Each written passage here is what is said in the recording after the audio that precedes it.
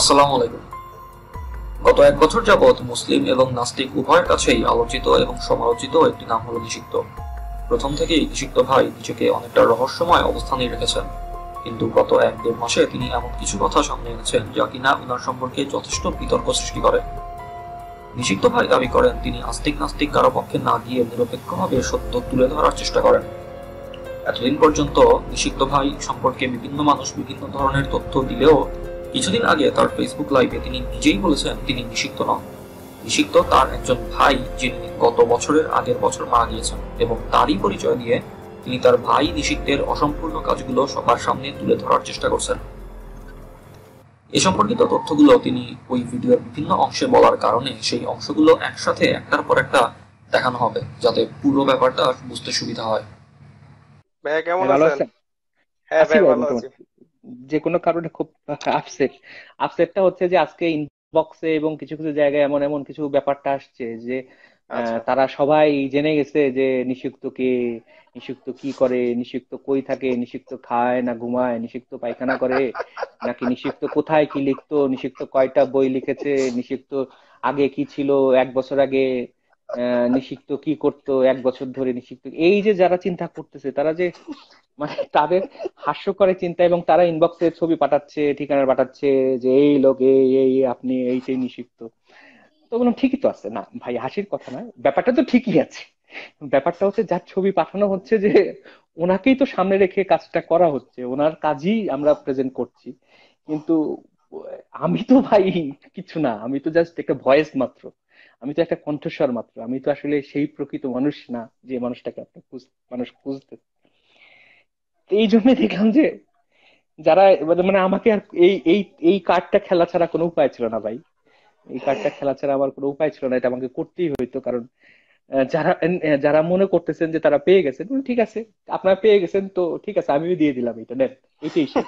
তা আপনাদের সাথে কি মিলছে? অর্থাৎ ধরুন আপনাকে, আপনি ধরেন খুঁজে পাইছেন, আপনি নায়করা রাজ্জাককে খুঁজে পাইছেন, খুঁজে আহ, আহ, খুঁজে পেয়ে চিন্তা করছেন এই তো নায়করা রাজ্জাককে খুঁজে পাইছি, আরে আমি কিন্তু নায়করা রাজ্জাককে চিনি, আমার কাছে ছবি আছে, তার ঠিকানা আছে, তার বাড়ির অ্যাড্রেস আছে, সে আগে কি কি করতো সবকিছু আছে। তো সেক্ষেত্রে এখন আমি কি করব? আমার তখনও সেটাই করতে হলো যে আমি নিশিক্তকে সামনে প্রেজেন্ট করে দিলাম যে হ্যাঁ ভাই ঠিক আছে, এই যে আপনারা তো এটাই পাইছেন, এটাই তো সে। এবং তার পিছনে ভয়েসটা আমি এটাই করছি, আর কিছু না ভাই। যার প্রেমে আমি মরা পড়েছিলাম তাকে আমি সামনে প্রেজেন্ট করেছি, এইটাই। হ্যাঁ, সবাই মরা মরা মানুষকে খুঁজে বেড়াচ্ছে আর কি। হ্যাঁ, সবাই সব মজা মরা মানুষকে খুঁজে বেড়াচ্ছে, আমি যদি পাই মরা মানুষকে খুঁজে।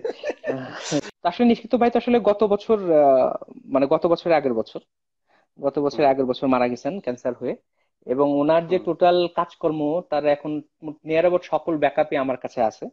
এবং আমি আসলে আচ্ছা। নিজেকে হিডেন থেকে ভাইকে আসলে একটু স্টাবলিশ করতে চাচ্ছি, কারণ আমার ঠিক ওইভাবে সামনে আসার ইচ্ছা নাই।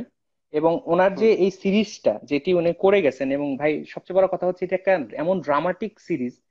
এবং এখন আমাকে যেটা করতে হয়েছে যে ওনার ওই স্ক্রিপ্টটাকে সামনে রেখে আমাকে একটু রি-এডিট করতে হচ্ছে, কারণ পাবলিক রিয়াকশন এক এক রকমের আসতেছে, তার উপরে রি-এডিট করতে হচ্ছে।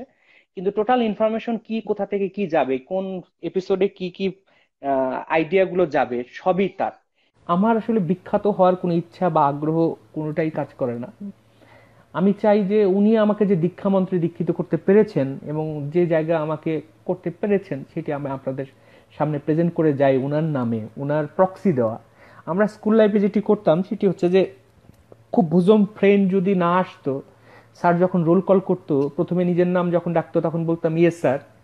পরে যখন আমার সেই বন্ধুর নাম ডাকতো মুখটা একটু বাঁকা করে বলতাম ইয়েস স্যার, পরে তার নাম বলতাম।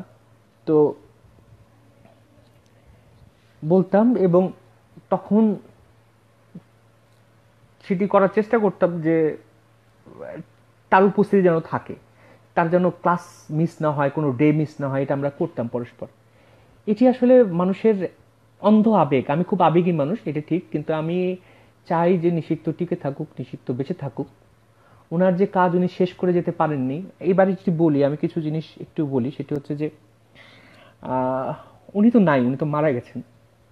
যতদিন উনি এর আগে কাজ করেছেন ওনার সেই আইডেন্টিটিগুলো আমি প্রকাশ করতে চাচ্ছি না, আমি চাই না যে উনি কি পরিচয়ে কাজ করতেন। মারা গেছেন, মারা যাওয়ার সময়কালীন উনি ওনার কাজগুলো যেমন একজন বিখ্যাত লেখক ছিলেন, আমি ওনার নামটা ভুলে যাচ্ছি, উনি ওনার ফ্রেন্ডদের বলেই গেছিলেন যে আমার মৃত্যুর পরে আমার এগুলো পুড়িয়ে ফেলো। তার ফ্রেন্ডরা সেটি না শুনে সেটিকে প্রকাশ করেছিল।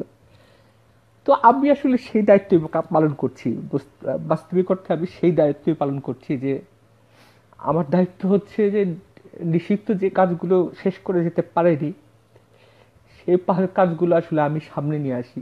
এটুকু পর্যন্ত আসলে তেমন কোনো সমস্যা নেই, কারণ তিনি যেহেতু তার ভাইয়ের পরিচয়ই তার অসম্পূর্ণ কাজ সবার সামনে তুলে ধরার চেষ্টা করছেন, তাই নিজের পরিচয় না দিয়ে কথা বলে যাওয়াটা স্বাভাবিক হিসেবে ধরে নেওয়া যায়।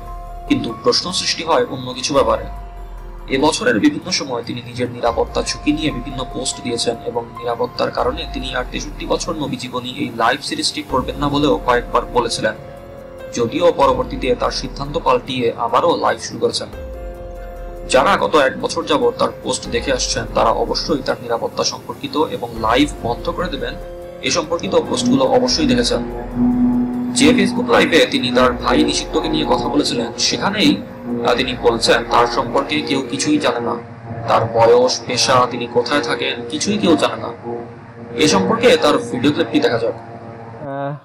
গতকালও আসিফ মহিউদ্দিন ভাই লাইভে বলেছিলেন যে নিষিদ্ধ শিক্ষকতা করেন, কিন্তু আমি শিক্ষকতা করি, কিন্তু আমার যে ভাই মারা গেছেন, যার নামে আসলে সবকিছু চলতেছে, যাকে আপনারা হয়তো গুগল করলে পান, যার ছবি পান, যার মোবাইল নাম্বার পান, বা যার অ্যাড্রেস পান, বা যারা মনে করেন ওই ব্যক্তি সেই ব্যক্তি, এই ব্যক্তি এই ব্যক্তি, আসলে আমি এই যে ভেতরে মানুষটা, আপনারা আমার নাম পর্যন্ত জানেন না যে আমি কে, আমার ডাক নামটা কি সেটিও আপনারা জানেন না, আমার পুরো নামটা কি সেটিও আপনারা জানেন না, আমার পেশা কি সেটিও আপনারা জানেন না, কেউ কিচ্ছু জানে না আমার সম্পর্কে।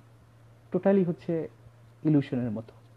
তাহলে এখানে একটা প্রশ্ন আসে, উনাকে যদি কেউ নাই জানে, উনি কোথায় থাকেন সেটাও যদি কেউ না জেনে থাকে, তাহলে উনি নিরাপত্তা ঝুঁকির প্রসঙ্গ কেন আনেন? একটা উদাহরণ দেওয়া যাক। ধরুন নিজেকে ক্রিস্টোফার নামের একজন মৃত মানুষের পরিচয় দিয়ে আমি কথা বলছি। এখন কেউ যদি আমার কথা বা কাজের বিরোধিতা করে আমার ক্ষতি করতে চায়, তাহলে সে অবশ্যই ক্রিস্টোফারের ক্ষতি করার চেষ্টা করবে, কারণ আমি আমার সম্পূর্ণ পরিচয় গোপন রেখে নিজেকে ক্রিস্টোফার দাবি করে তার পরিচয় ব্যবহার করে কথা বলছি। এই অবস্থায় যদি কারো নিরাপত্তা ঝুঁকি থাকে তাহলে সেটা অবশ্যই হবে আসল ক্রিস্টোফারের। আমার নিরাপত্তার কোনো ঝুঁকি থাকবে না, কারণ আমার সম্পর্কে তো কেউ কিছু জানেই না। এই অবস্থায় যে ক্ষতি করতে চায় সে ক্রিস্টোফার সম্পর্কে আগে খোঁজ খবর নেবে। তখন সে যদি জানতে পারে আমি যে মানুষটার পরিচয় ব্যবহার করছি সে বেঁচে নেই, সে অনেক আগেই মারা গিয়েছে এবং আমি একজন মৃত মানুষের পরিচয়টা ব্যবহার করছি, তখন সে তো কারোই ক্ষতি করতে পারবে না, কারণ ক্রিস্টোফার মৃত এবং আমার পরিচয় তার কাছে একেবারেই অজানা। আর যদি এমন হয় যে ক্রিস্টোফার মৃত এই তথ্যটাই সে বের করতে পারেনি, তাহলে এরকম মানুষের কাছ থেকে কোনোই নিরাপত্তা ঝুঁকি নেই, কারণ যে সাধারণ একটা খবরই বের করতে পারে না সে কারো কোনো ক্ষতি করারও সামর্থ্য রাখে না। ঠিক একইভাবে যেহেতু আসল নিষিদ্ধ 1.5-2 বছর আগেই মারা গিয়েছেন এবং আমরা যাকে নিষিদ্ধ নামে চিনি তিনি আসল নিষিদ্ধ নন, সেই হিসেবে তারও তো নিরাপত্তা নিয়ে কোনো সমস্যা থাকার কথা না। যার সম্পর্কে কেউ স্পষ্টভাবে কিছু জানেই না তার কেউ ক্ষতি করবে কিভাবে? নিষিদ্ধ সম্পর্কে বিভিন্ন ধরনের তথ্য জানা গেলেও তিনি যে প্রায় 1.5-2 বছর আগেই মারা গিয়েছিলেন সেটা সম্পর্কে এখনকার নিষিদ্ধ ভাই কিছু বলার আগ পর্যন্ত সম্ভবত কারো ধারণাই ছিল না। আসল নিষিদ্ধ সম্পর্কে খন্ড খন্ড কিছু তথ্য সামনে আসলেও নিষিদ্ধ সম্পর্কে পুরোপুরি স্পষ্ট এবং নির্ভুল তথ্য কেউ বের করতে পারেনি। এরপরও তিনি কেন নিরাপত্তা ঝুঁকির কথা বলেন সেটা তিনিই ভালো বলতে পারবেন। এই বছরের প্রথম দিকে তিনি তার ফেসবুক পোস্টে লিখেছিলেন তার বাসা পর্যন্ত নাকি হুমকি চলে এসেছে এবং তার দ্বারা এই সিরিজটি করা আর সম্ভব নয়। এই পোস্টটি ভিডিওতে দেখাতে পারলে ভালো হতো, কিন্তু তিনি সেই পোস্ট ডিলিট করে দেওয়ার কারণে সেটা দেখানো সম্ভব হচ্ছে না। তবে তার পোস্ট যারা দেখেন তারা অবশ্যই এই পোস্টের কথা মনে করতে পারবেন আশা করি। এখন প্রশ্ন ওঠে তার সম্পর্কে কেউ কিছু না জানলে বাসা পর্যন্ত হুমকি আসে কিভাবে? কোন ধরনের কোন তথ্য না থাকা সত্ত্বেও কেউ কিভাবে তার বাসায় এসে হুমকি দেয় সেটার জবাব একমাত্র নিষিদ্ধ ভাই দিতে পারবেন। যে ভিডিওতে নিষিদ্ধ ভাই বলেছিলেন তিনি আসল নিষিদ্ধ নন, সেটাতেই তিনি বলেছিলেন তার বয়স 42 বছরের কম। এমডি সেলিম ভাই বলেছেন বয়স 42। হ্যাঁ, বয়স 42, কিন্তু সেটা ভাই আমার বয়স না। আমার বয়স কত? আমার কণ্ঠস্বর শুনলে হয়তো আপনারা অনেকেই বলেন যে আমার কণ্ঠস্বর শুনলে আমাকে 30 বছরের মনে হয়, এবং আমার আমি আমি নিষিদ্ধের আড়ালে যে প্রকৃত আমি তার বয়সও আমি এখানে রিভিল করতে চাই না। তবে তার বয়স 42 না, তার বয়স আরো কম।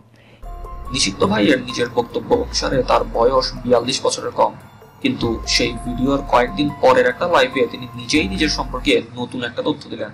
আরেকটা টার্ম আছে, আমি জাস্ট এই মুহূর্তে মানে মনে করতে পারছি না, বা ভুলে গেছি, প্রকৃতপক্ষে ভুলে গেছি। বয়স হয়ে গেছে তো, 50+ হয়ে গেল, মনে থাকে না ভাই, বুড়ো হয়ে গেছি না। না, কিন্তু আপনার কণ্ঠ কিন্তু সেটা প্রমাণিত করে না। যা হোক, সেটা তো আমি বলতে পারবো না, না, এটার কিন্তু পিছনে কারণ আপনি রয়েছে, যে আমি আমি যখন জন্মগ্রহণ করেছিলাম আমার মা আমাকে যষ্টি মধু খাওয়িয়েছিল, বুঝছেন? তো প্রথমই আমি, যার জন্য আমার কণ্ঠটা হয়তো সুন্দর হয়েছে। তো যাই হোক, নিষিক্ত ভাই একটা ভিডিওতে বলছেন তার বয়স 42-এর কম, আবার অন্য আরেকটা ভিডিওতে নিজেই বলছেন তার বয়স 50-এর উপরে।